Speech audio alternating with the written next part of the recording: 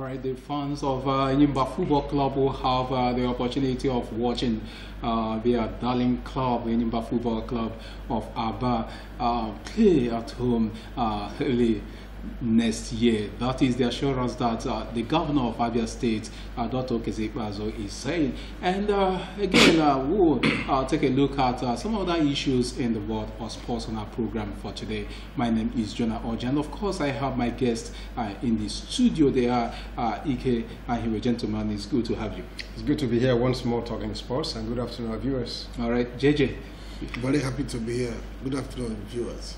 All right, let us now quickly go over to that piece of news that has to do with the Enyimba Football Club of Aba. You know that for the past 2 seasons now, they have been playing away from home, owing to the fact that the stadium is still under construction. There's no way that they will be hosting other clubs there. The stadium that is under construction. But the governor recently visited the stadium, and he expressed satisfaction with the pace of work there at the stadium, and he told the contractor handling the project to quicken the pace at which the work is going. But he also gave an assurance that come early next year that Enyimba will return to the stadium. All right, let me start with you now, Ika Hiwe.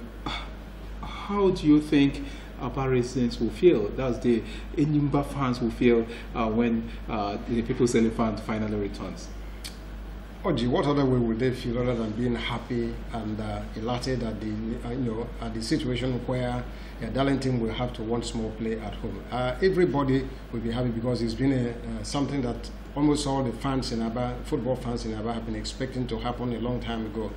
Like you rightly pointed out, for over 2 seasons now, Enyimba has just been transiting, playing in transit. If you ask me, never had a place to call their home, except that they managed to make a home out of UJS Stadium.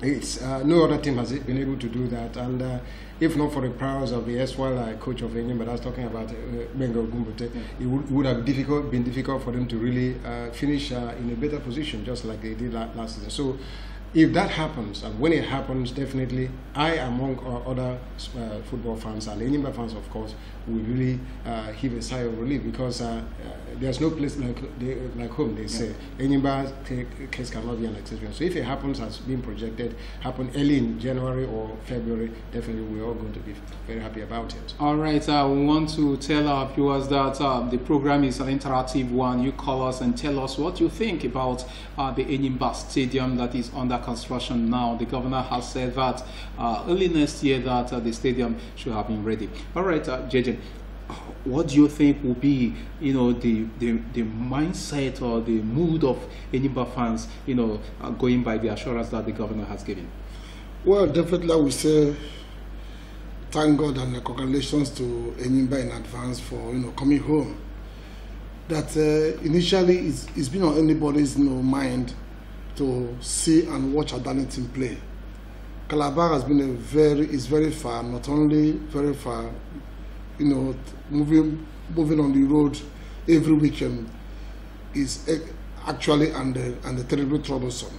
So people cannot just feel happier than coming to hear the fact that they will be watching their Darlington national at their home soil, that is about Enyimba City. I listened to the governor over the radio, and he actually said a lot of things about the stadium. He really said that the problem wasn't the finance of the stadium, but rather modalities of putting the stadium meeting the standard of international stadium, because we are going to play continental matches, was the problem that happened to him. But the people that built the stadium before never considered a restroom for spectators. That stadium has no toilet, and it was worrisome and burdensome to see a stadium like this that has no place where people can eat themselves. When you come to the stadium, behind the stadium, you see where people mess things up for themselves there. So what I say, that it's taken time to see. That's why they went for one of the best in the world, for them to come and do the stadium for them. All right, some people are really hitting us with calls. Let us pick this one. Hello? Hello? Hello, good afternoon. Good afternoon. Your name and location, please. Okay, my name is Ikesh Kumar. I'm calling from Peru here in Aba. All right, let's hear your contribution. Yeah, good afternoon, sir. You're welcome, Magnus. You're welcome. Comment on the governor for bringing Enyimba back to their normal place. And sincerely, I want to thank people of Elephant, the entire staff, the players, for being there. Even when they are not there in their ground, they still prove that they are still one of the champions in Africa. I must commend them. It's not an easy task. For somebody to have played outside his fans, it's not an easy task. They have been playing outside their fans for the past 2 years. I mean, it's something very difficult to do. It's a very difficult thing. Even in England, look at the Tottenham Hotspur that is not playing in their ground. The thing is still affecting them. You see, sometimes they lose in where they call their own new stadium, which is England National Stadium, Wembley, which is not their normal stadium. It's not a very simple task. Anybody have tried enough, and I want to commend the governor for trying to bring the fans to their normal place. It's a welcome development. Believe you me, I've been in their stadium for the past 2 seasons. They are playing away. I think they must have been done better than the way they did. All right. Thank you very much for your contribution, Magnus. All right, you can.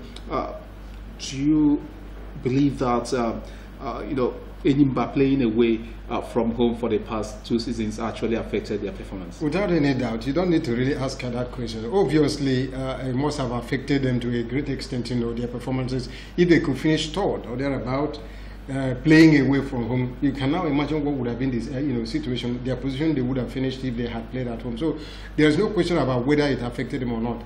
Definitely, once you're away, you are away. It's never your home. Your home is the best place you can, muster all the ground, all the force to now go out on the onslaught against your opposition. So, like Magnus really pointed out, it doesn't really come easy. Not too many teams will be able to handle that situation, the situation of not having any home ground to play the way they did. And I want to join in saying kudos to Enyimba. So, if at all, like I said, it's a promise from the governor, which is a welcome one.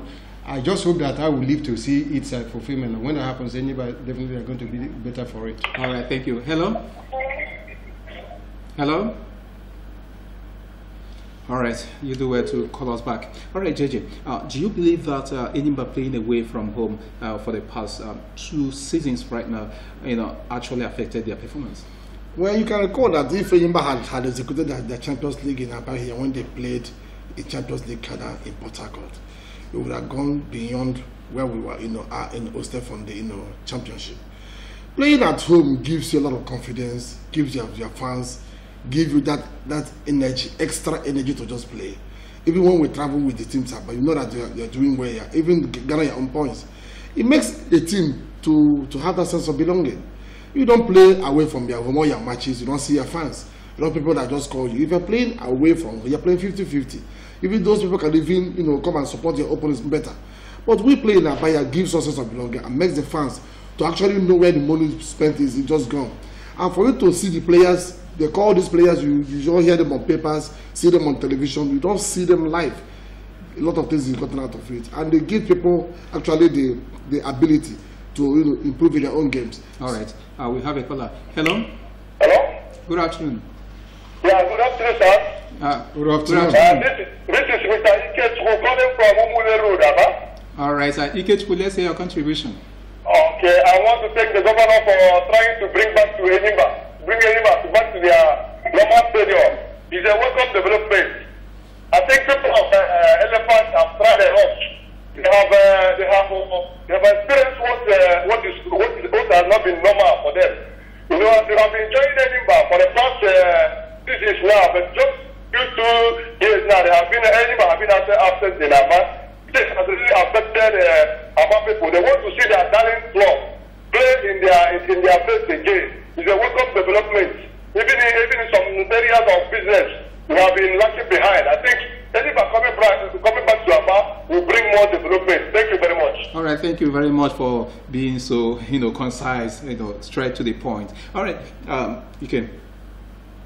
how would this impact on the revenue of Enyimba and to a large extent the revenue of Abia State? Well, the number one loss for the past 2-3 seasons that Enyimba have been playing away is the revenue aspect of the organization. You know that 80-90% of revenue generated is from, the tickets bought by the fans.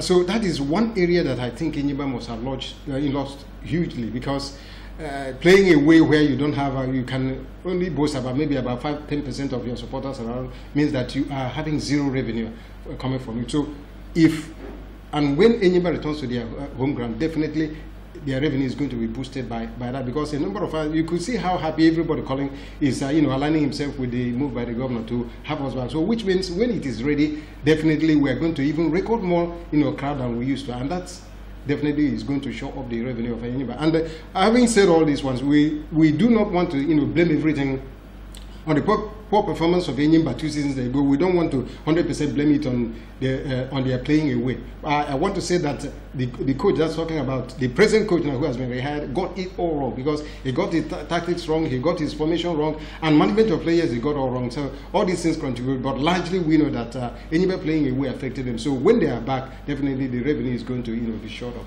All right, we have a caller. Hello. Hello, good afternoon. Yeah, good afternoon. Your name and location. This is Mr. Mike calling from Port Harcourt Road. All right, Mike, let's hear your contribution. Yeah, I want to thank the governor for trying to bring back Enyimba to their normal base. It's quite unfortunate that we have not been experienced good football. We have not been watching our darling club play in our base. It's quite unfortunate. I mean, not only that, we have lost so many things. Even some of us that are doing business around the stadium, we have lost so many things. You know that we have lost so many things economically. When Enyimba play, people that do business around that place, they used to say, people that come from, even when we are playing continental football, you see people from other countries coming to Aba to watch their club play. They buy from us. But since Enyimba is not playing our ground, we are not doing more any business again in Aba. It has really affected us. And you know that Aba man can pay 1 million naira to watch Enyimba play. I can remember when Enyimba played this club from Algeria. What is it called? Usman. We paid 1,000 naira, and we were able to pay more than 1,000 naira to watch Enyimba play football. We like football. Other people like football. We like seeing our direct club play in our midst. So let them bring back to our direct club so that we'll be watching them. Some of us will have nowhere to go on Sunday. But we like to go to the stadium and watch our direct club play. We don't even mind of how much they dedicate. We're able to see our people play. I mean, let the club come back. Let them come back. We are very, very serious about this. If he has known, he has lived the way it was. Yeah. We wouldn't mind. We would like to see our club play. Let them come back, please. We are able to see them play in our place. Please, let them come back. Thank you very much. The governor, never wanted to leave it the way it was before. Actually, it was not up to standard. It was not up to standard at all. But actually, like you said about revenue, you see, I'm very happy that when I was Secretary General of Enyimba, we had a lot of, like my friend said, much money came from ticket sales, sponsors of the club, because they can't sponsor you outside. When you're home playing, you're home, you see billboards in your stadium, sponsors will come and assist you. Even Pepsi, when we play a continental match, Pepsi will come and even talk to the fans, give them tea, shares, share drinks with them, just to motivate them to contribute for the club. Fans get a lot of incentive from the club too. First, 1,000 fans used to have their own t-shirts free. First tickets, 1,000 tickets to buy their own free. So a lot of things came in. And people talking about business, they came there to do much more business for the club. And the money gotten from the club assisted us tremendously from what government used to give to the club. At least you can pay your match bonuses, you can pay handle other little expenses before the government windfall comes. So when you talk about home advantage, it had to go a long way. It cannot be overemphasized. It's much more than the eyes can even see. But I like the pace government is taking on the stadium. We are no longer we are Enyimba National Football Club, and we can't have a substandard stadium that has no amenities at all. So we must have fixed everything. Thank God that he's doing it. Even now that I saw the cleanup it's tremendous. It's just coming up well. About towns, they have to come up this time to know that a good soup. Money that finance must be there. All right. We have a caller. Hello. you concentrate and let us know your contribution. Yeah, maybe this is an opportunity for us to really plead with all Enyimba fans and other those who have been yearning for them to come back to the stadium to now that we have seen a glimpse of what the government wants to do, to be patient. Because if you listen to what the governor says, and even from the man had the contractor himself talking about Money Michel, that's Ebiegbe himself. Yes. He is an international contractor who is not new in this kind of a project. Of course. The government says that he wants to do, because they say what doing is what doing well, that he wants to give us a stadium that we can be proud of, the one that can, measure up to any international stadium, that he doesn't want to give us any house stadium. Just like my friend who called last from Port Harcourt was saying that it's better we go back to where we were before. That's to tell you how bigger he is to have Enyimba play. But I want to let us know, let us be patient now and see whether their words will come true. Because by the time this stadium is true, according to what they have told us, not only from the governor, not only from the officials, but also from the contractor, I think it's going to be a stadium that might even host some of our international matches nationwide. So, all right, we have a caller. Hello? Hello, good afternoon. Good afternoon. What's your name and location, please? My name is Anye Okoye. I'm calling from Abuja. All right, let's hear your contribution. I've seen what you're shooting on the screen concerning the return of Hitler back to the university. All right. It is not a welcome development to win the fight of the Hitler, because our government has done something that has never been done in our party. When I started football, playing with the concern here in Aba, I don't show the joy. It's a position. Don't you what we can do? Because myself, I have gone there and destroy the level of work they are doing.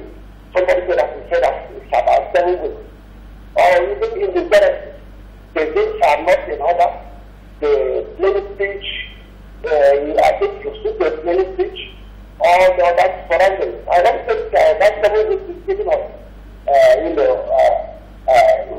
they will come up to 5 days. So I have to congratulate the people for qualifying themselves into the Calabar, for qualifying themselves to play Champions League. Even if they are playing in Lagos, all of us will be there and cheer our team up. So I don't see anything that should make us to rejoice, that our governor has said this, our governor has not done that. Even the person what he said, that I was also there. I saw what he said, and I heard him. What he said is literally. So myself, I will say congratulations to Enyimba Football Club of Aba for a very big job they have done to themselves. What to the government. And the stadium is ready. Everybody can come out and say to be here with the government. Not for now. It's a very good statement. Thank you. All right, thank you very much. The last caller said that he wants to see it done. He's misconstruing things. He's trying to be political, but actually, this is not a political, program.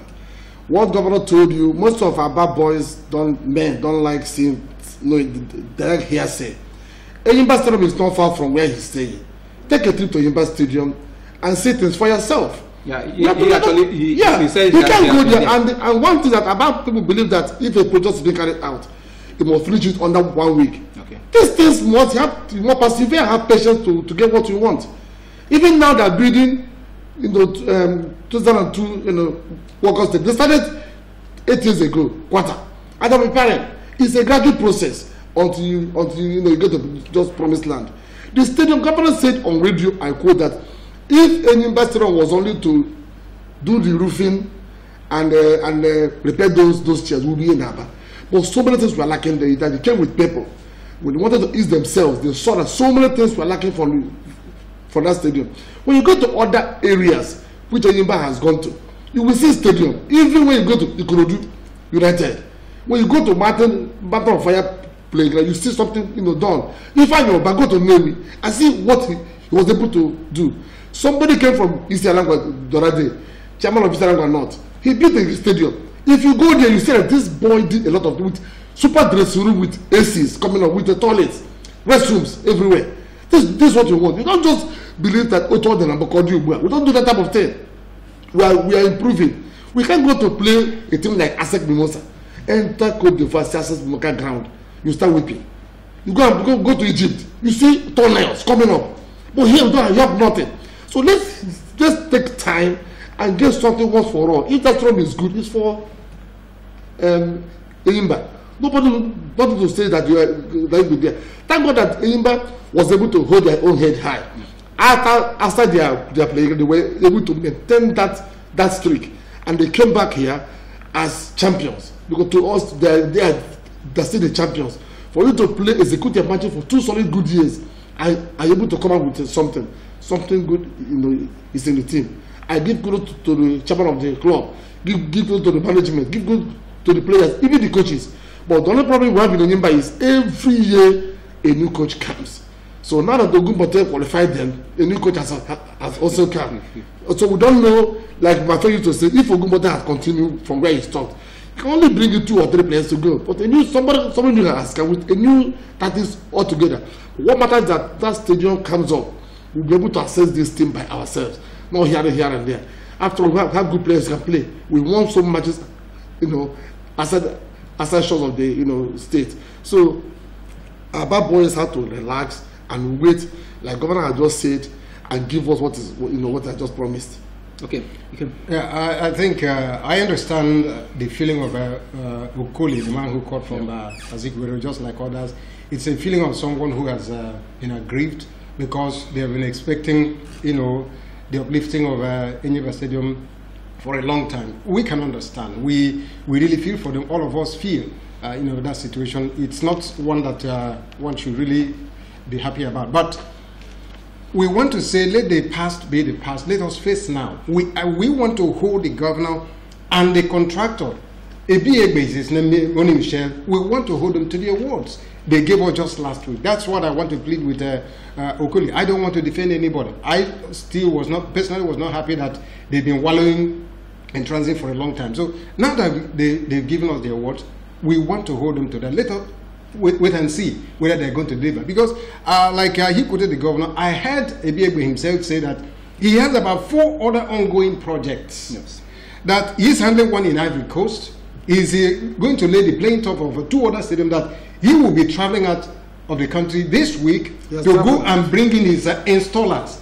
That he is going to use the same installers who will install the Ivory Coast National Stadium and that of the 2 stadiums in the north to now install that of Enyimba. So these are statements that one can really hold on to. Yes. So we want to now wait and see and hope that they will deliver. If that happens, we'll be able to forget the past. So I think I want to plead with everybody who has missed the Adani team Enyimba to hope that the present development will fall through. If that happens, we will forget even what happened in the past 1 or 2 seasons. All right, we are urging our residents to exercise patience. The governor has taken the right step in the right direction to make sure that the stadium is fixed and the stadium is brought up to the international standard. All right, when we talk about Enyimba, we also want to talk about the Super Eagles of Nigeria, who actually qualified for the 2018 World Cup to be hosted by Russia, and they are doing all they could to make sure that during the World Cup that they don't just go to the World Cup to make up the numbers, but to make a statement. But there are so many issues that are coming up, so many opinions about the strength and weaknesses of the Super Eagles of Nigeria ahead of that global showpiece, where they will be fighting out against Croatia, and they will be also fighting out against Iceland and against Argentina, the team they defeated 4-2 in an international friendly. All right, Ike, let me start with you now. How would you rate the chances of the Super Eagles of Nigeria, during the 2018 World Cup? Very bright. I'll rate it very, very bright, because you don't want to go to a fight with a defeatist, tendency. No one does that. Or you want to go into a match or competition and then you say you are going to be the odd person out. That's never done. So from now onwards, I want to rate them the same way I rate Argentina, Germany, and all that. If only they themselves will have that belief in themselves. That's what matters. The spirit with which you pursue every project, every goal, will determine the outcome of it. You don't want to set a goal for yourself without working hard to achieve that goal. So Super Eagles, giving a glimpse of what we've seen so far, from the qualifiers to the friendlies, top grade friendlies we've been playing, stand a good chance, just like others, as I said before. if only we can really get ourselves properly ready. I've always harped on this, that we should not be carried away with what we've seen with the players, but what we've seen of them tells us that we have a team of the future, a team that has got great, potentials. Only if he can be properly harnessed, and that depends on what Gernot Rohr is going to do.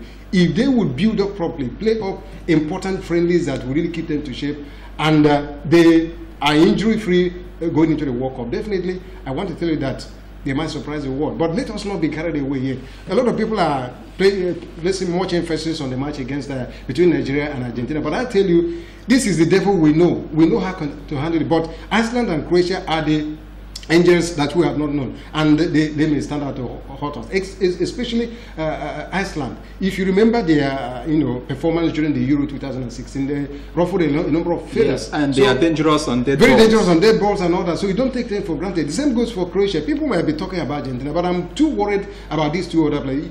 Croatia parades some of the best footballers in the world that plays for top flight leagues in the world. You talk about the Modric that plays for Real Madrid. You talk about the Ivans, Rakitic and Perisic and all that. So, and a number of others we do know. These are deadly players that if you want to underrate them, you do that at your own peril. So I rate Nigeria 50-50 with every other. It depends on the attitude, the mental attitude they want to go into the matches, and then the preparation prior to the World Cup. If they get the acts very well, I think we can even surprise ourselves. All right, JJ, the Super Eagles of Nigeria, they are in Group D alongside Argentina, Croatia, and Iceland.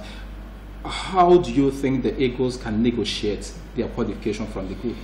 Well, I would say that we should not be carried away by the fact that we beat Argentina 4-2 during the friendly matches. It's like during Olympic Games, we see Nigerians, coming first during the heats.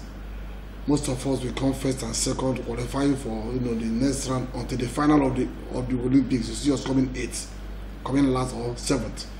By then, those people that were second or third, you see them just setting world records. So what matters is, like he said, maintaining the tempo. We must use the best that we have for the country to execute these matches.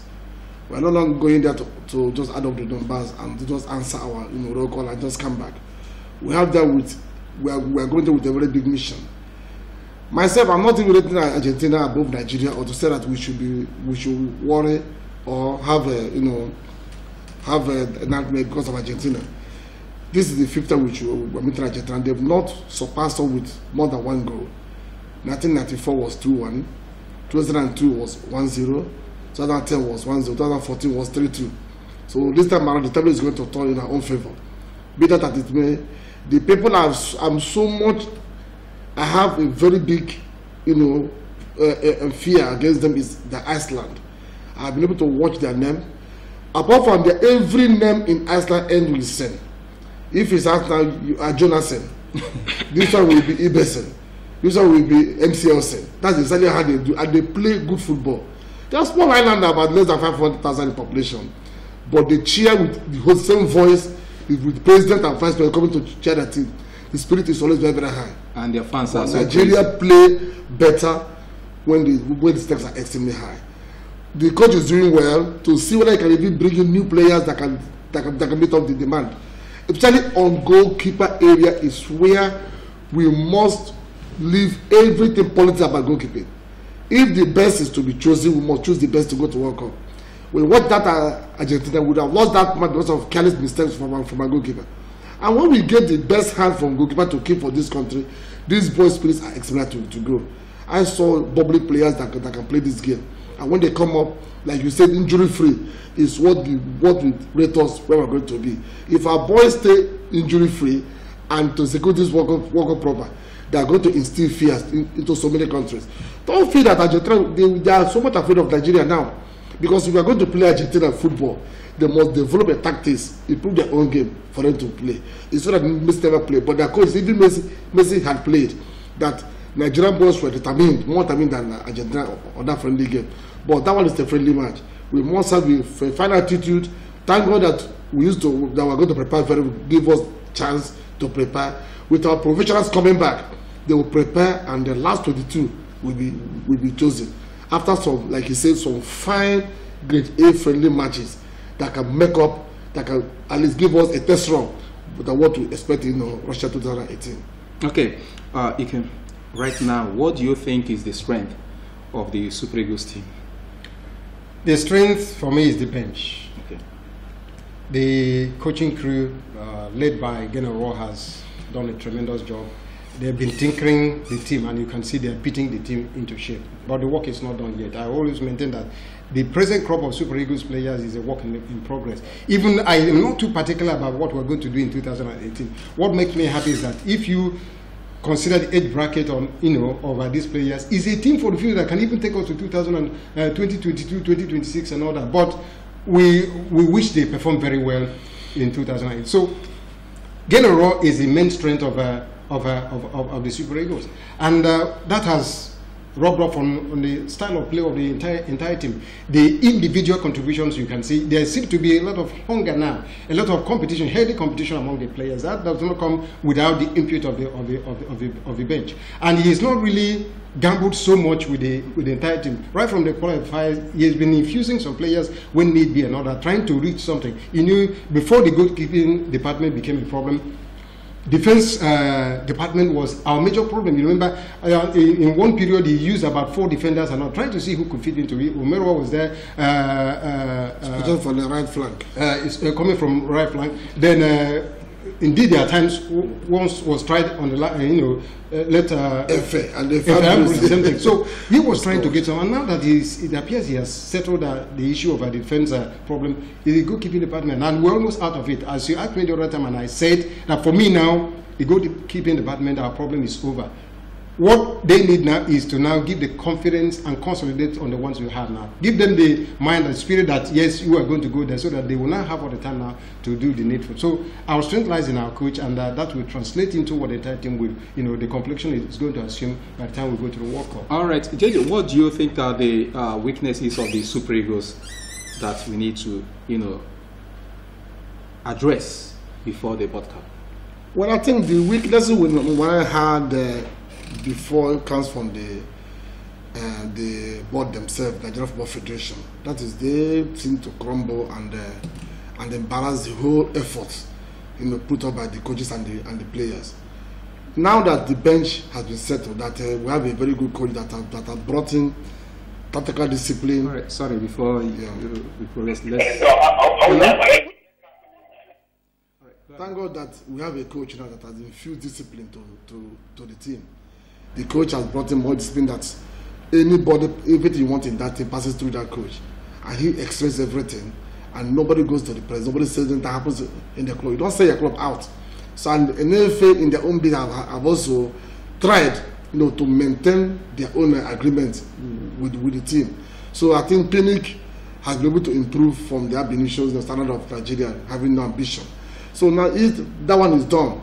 The area I'm talking about now is Nigeria used to have this crop of team, like my good friend said, their ages, they're very young, bubbling young strikers of future hopes. We have them on ground now. Then thirdly is that these boys also, as they play this game, they play under unity of purpose. But he's been able to settle on defenders. Midfield, I'll say a bit yes. Now that Mikel is back, we have been able to fine-tune the person that to play with Mikel and give us what we want most.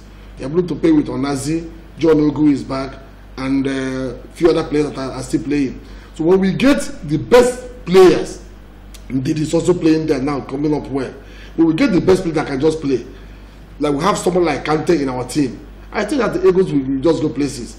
Like what Mikel Obi did to me, he is the Kante of Nigeria Super Eagles. He's a ball-holding midfielder that can, an excellent strong and a good passer of the ball, good distributor.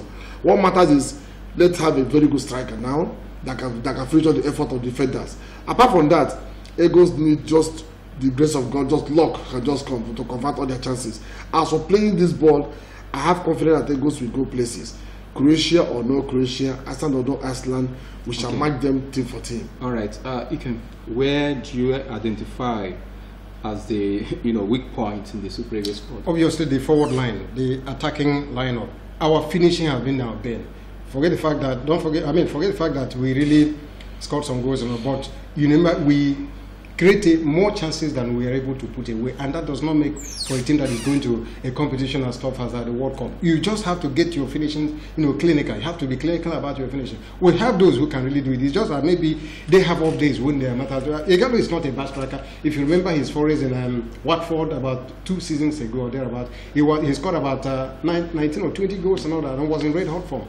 The same thing goes for Kelechi Iheanacho. If he's in his element, he can finish very well. So maybe, as I said before, those days they were off from, but they just have to get it right. If we're able to really convert our chances, I think we would have a complete team. So for me now, the weak point we have, yes, I know the goalkeeping problem is a little bit there, the defense line is a little bit, but the forward liners, you can't fritter away begging chances, especially in a major competition like the World Cup. If you do that, you'll be, you pay dearly for it. So I think for me, that is a major concern, and I know Gernot Rohr is doing something about it. All right, we know that Gernot Rohr is doing something about it to make sure that the Super Eagles of Nigeria, engage their group opponents headlong to make sure that they progress from their group. All right, away from football now, we go over to tennis, where one player is trying to make sure that that name Nigeria is known in the world of table tennis. That player is Aruna Quadri. This year, he has been fantastic at various competitions to make sure that he betters his ranking by the ITTF.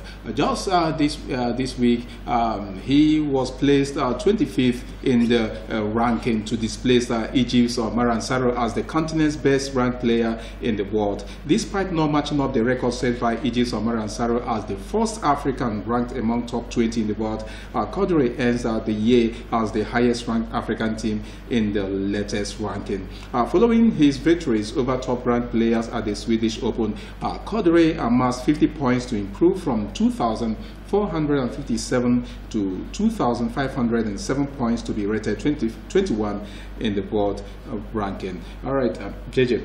Yeah. This is one player in the table tennis that has been doing great for Nigeria. Definitely, I enjoy Quadri a lot. And he told us that we have not seen much about him yet. That with a gun on his side and with a much playing time given to him, that we shall see his best. Before, when he went to Olympics, he was rated about 200 and something, player of by ITTF. But now he's 25th. That shows about the tremendous improvement that he's been able to have for himself. Having gotten a club side he played for Portugal and going for competitions organized by ITTF, I think it has given him both made his game to improve, both in experience. Playing against the world best gives you that opportunity to improve on your own game, which is he's not doing bad. Quadri, I think the country should be very, very proud of him. Like you said, away from football, everything should not be football. At times we shall beam the camera on other sports, which Quadri has made the name for for this country. He's a very proud Nigerian, and coming to Lagos, he was able to set up some clubs for some little boys also to join him to enjoy what I just enjoyed. And the Lagos State government also gave him kudos by also supporting him, trying to sponsor him most of his games. What Nigeria needs much of them are exposure.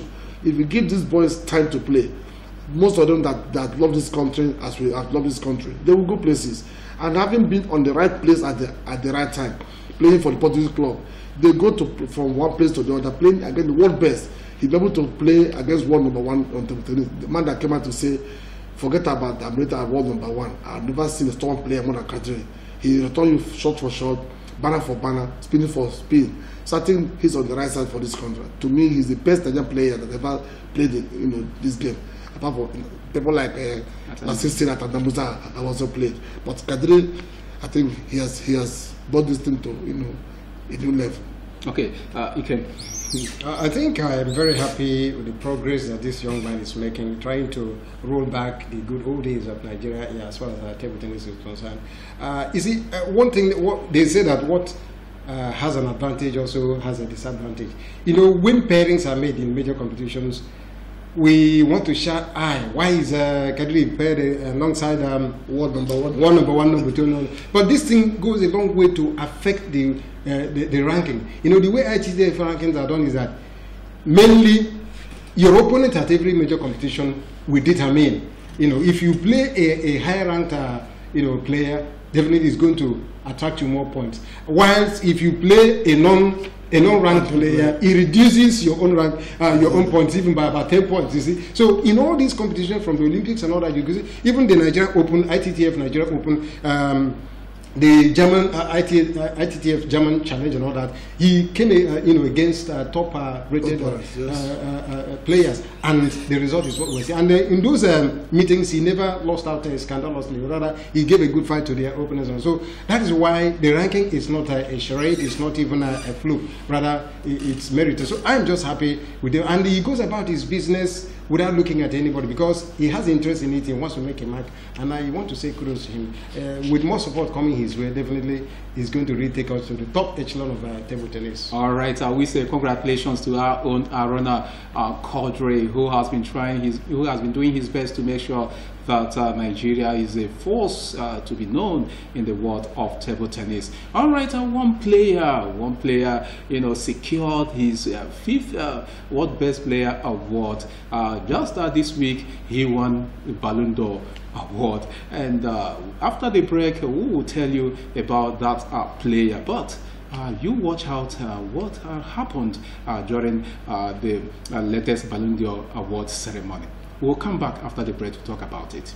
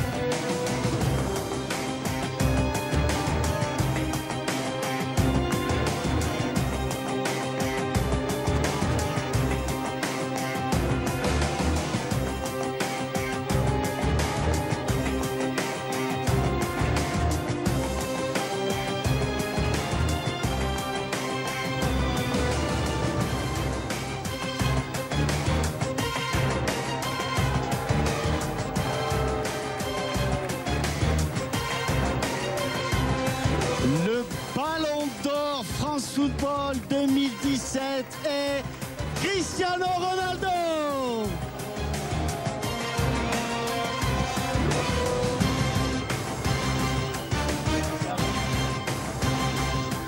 How do you feel? Comment vous sentez-vous? Très heureux. Très heureux. Je sais que vous l'êtes. Facing Paris, what a Vous location. recevez ce trophée face à Paris, quel endroit, c'est incroyable, une merveilleuse expérience, je ne m'attendais pas à cela. C'est très haut, mais franchement l'expérience parle d'elle-même, c'est merveilleux. Nous sommes très fiers de vous recevoir ici et vous le méritez. Merci, venez avec moi. Au fait, vous n'avez pas emmené le mauvais temps avec vous de Madrid, n'est-ce pas? Non. Alors, Cristiano Ronaldo.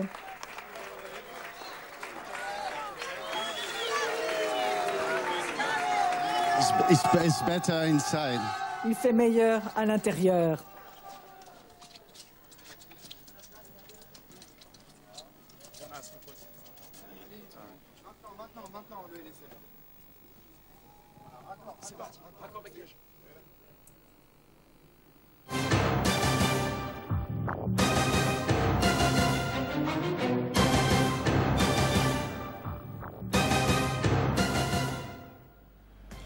That was Cristiano Ronaldo holding the Ballon d'Or, the 2017 Ballon d'Or Award. All right, Ike. This is one award that many, we are not surprised about. Cristiano Ronaldo claimed the award. Yeah, not surprising because you have to consider the performances of those who were shortlisted, throughout last season. The pendulum wouldn't have swung to any other side other than Ronaldo's because, of course, from the Euro, which people would say single-handedly helped Portugal to win, to the Champions League, which he was a part of the team that created that record of winning it back-to-back. And of course, a World Club Cup competition also, he helped Real Madrid also to win it, amongst other contributions. So definitely, you will only say that the disparity or the only area he lacked there was in terms of goal scoring and all that when you compare him with his other rivals. So by and large, I think Cristiano Ronaldo merited it and he got it. He is now at par with the diminutive player that's talking about Messi and all that. So we deserve a quality. All right, JJ. Well, I would say that you can almost say it all. I think what someone can boast about after the season is to count the trophies that won. He assisted Portugal to win their first championship, European Championship, and also got last year won the league and won also the Champions League. I think that gave him a very added advantage over his contemporaries. But eventually, if you use that, we all know that it's about lasting performances, and we know that he's not been able to put it out very well. But what matters is goal scoring. Ronaldo can do the unimaginable on the day that he will call his own. Against Juventus last year, we all thought that it was going to be a very different ball game. But before you know it, he just came up from nowhere and banged those solid 2 goals that almost decided the game. I think he's been able to equal Messi's record 5/5. Then when he was saying that he is the greatest player ever, journalists used to be very fun. One told him that it took you 3 years to equal Messi's record. He said, well, after 3 years. He said, after 3 years, so that after 3 years you'll be fighting to equal Messi's record. He was able to just put up a smile and said, now that he has equaled that, now the fight has begun. Let's see who get number, the 6th one. So it's a very splendid event for them to just get, and it makes the world to go that for the past 10 good years, only 2 players have been able to get this Ballon d'Or. Others are coming, and like you can say, when we put the record back, people thought that Neymar would have given a fight to them, but even this year, Neymar is not living up to the potential that we thought. That having gone to PSG, that we shall see a different ballgame for Neymar. Instead, we are seeing a dwindling Neymar on what he used to play in Barcelona. So that will not give even this year a chance to win the Ballon d'Or for what we've seen so far. Instead, we are looking at other players that are coming up that can also give a fight for it. But these 2 players, they have held the world to a standstill for the past 10 good years. So kudos to Ronaldo for doing the world proud. All right, kudos to Cristiano Ronaldo. We'll see whether he will make it 6th next year. All right, let us know. I'll go over to the English Premier League fixtures that will be coming your way today, where we will be having West Ham up against Chelsea. That particular encounter will be an early kickoff. It is slated for 1:30 p.m. today. Then by 4 p.m. we have the rest of the fixtures. Burnley up against Watford, Crystal Palace tackling Bournemouth, Huddersfield locking horns with Brighton, Swansea at the Liberty Stadium entertaining West Brom, Tottenham Hotspur playing against Stoke City, Newcastle United up against Leicester City. These ones are for 4 p.m. Today. Then tomorrow it will be Southampton against Arsenal. That one will come your way by 1 p.m. At Anfield. It will be Liverpool against Everton, while it will be a clash of the Titans as Manchester United will be fighting out against Manchester City. All right, briefly, Iken, what are we really expecting in that game between Manchester United and Manchester City? A title decider. People might say I'm too quick to say that now, but I want to tell you that I think that the outcome of that match tomorrow will decide who really takes the title home. I think Man City have widened the gap to about 8 points, and then they are coming against their hotter, rivals, those who are right on their heels against Manchester United, who really wants to make a statement.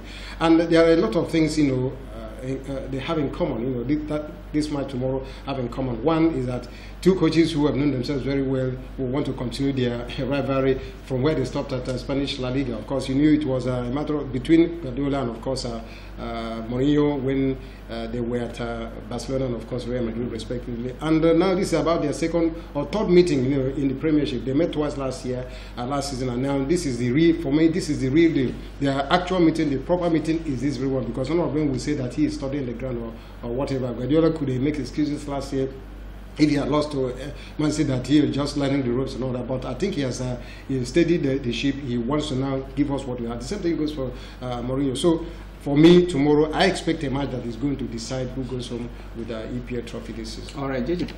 Well, to me, I label that match as beauty and the beast. In the sense that we've seen the type of game executed by Man City, beauty of a team to watch that can never give up until the last second of the game. They won most of their games last minute of that game being played. About 6 matches this time have been executed under injury time. And Man U, in the sense that Man U might not play beautiful football, but they also have to hold something to themselves. But then Man City decides to defend as they always like doing over big teams. They might be digging their own grave because Man City. Is it Manchester United? Man United. If they decide to defend as they like doing, they might be digging their own grave because Man City will bombard them with players, and they have these forensic attacking midfielders that always give teams hell. When they play them on a very good day. But like Ike said, it is a team between two giants. We know them. Man U is always like a giant killer. Man U likes breaking records of teams, making them to pay. Man City is on a winning streak that they've not lost any match since this is the only one draw, and they won the rest of their matches. But Man U might like to end that game, come tomorrow. Coming to play against the Man City, we have to play their best game. And for you to do that, all their players must be unleashed. Mourinho at times, his features is always suspicious. I don't know why he likes benching Rashford and Lingard. These are the two warriors that Man U can put anytime that can destroy anything. These boys are extremely fast, have sense of belonging into this football. But at times he likes to upset these boys, benching them and playing his own preferred team to play. But coming tomorrow, the team that makes less mistake, I think, is going to carry the all right, the team that makes less mistake will carry the day. All right, let us now go over to Spanish La Liga. You can call it Spanish Santander, the home of Tiki Taka, where Getafe will fight out against Eibar today. Real Madrid will go head-to-head with Sevilla. La Coruna will be engaging Leganes. Valencia will be up against Celta Vigo. Then tomorrow, being Sunday, Real Sociedad will play against Malaga. Real Betis will be up against Atletico Madrid, while Levante will lock horns with Athletic Bilbao. Villarreal, the Yellow Submarines, will be up against Barcelona.